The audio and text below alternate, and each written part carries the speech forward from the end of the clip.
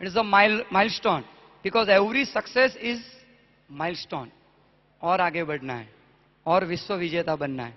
दोस्तों, यहां पर सुबह से लेकर अब तक काफी स्पीकरों को आप लोगों ने सुना, काफी मोटिवेट हुए, काफी लोगों ने अपने अपने दिलों में एक विश्व विजेता बनने का सपना संजो लिया है, सोच लिया है कि नहीं, ये साल, ये मार्च में, ये दिसंबर में मैं कुछ करके दिखाऊंगा।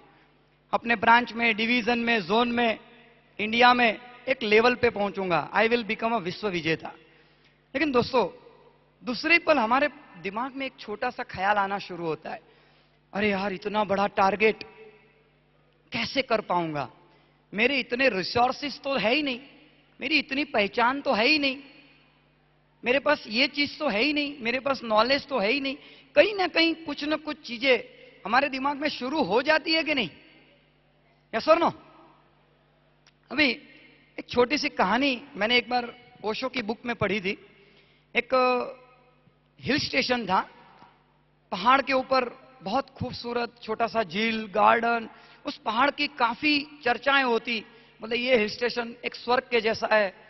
और उसी हिल स्टेशन के बॉटम में, तलेटी में, जिसको गुजराती में बोलते हैं तलेटी में, एक छोटा सा गांव था।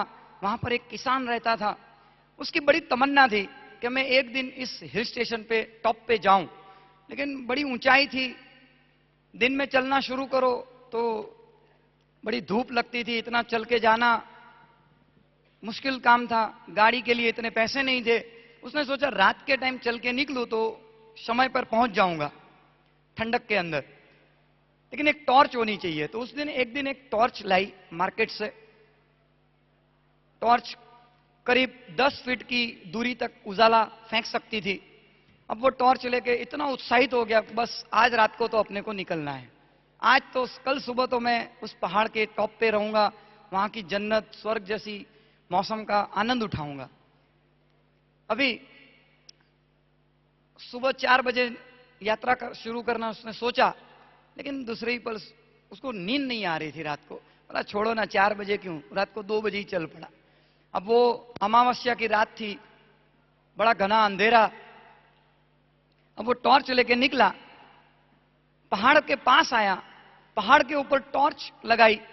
अब मुश्किल से 10-12 फीट की दूरी तक उजाला, उसके आगे कुछ नहीं दिखता है, पूरा अंधेरा। अब ये तो मायूस हो गया, बोले यार, इतना बड़ा पहाड़ मुझे चढ़ना है, इतनी टॉप पे मुझे पहुंचना है, और ये टॉर्च का उजाला सिर्फ 10-12 फीट तक जाता है, इसके आगे तो कुछ दिखता नहीं है, मैं कैसे पहुंचूंगा? आगे क्या है पता ही नहीं है। और वो मायूस होकर वहां बैठ गया। थोड़ी देर के बाद एक बूढ़े अंकल वहां से निकले। उन्होंने देखा कि वहां पर कोई इंसान बैठा हुआ है। उसने उसको जाके पूछा, जबकि उस बूढ़े चाचा के हाथ में एक छोटी सी टॉर्च थी जो करीब 2 या 3 फुट की दूरी दिखा सकती थी, उससे ज्यादा नहीं।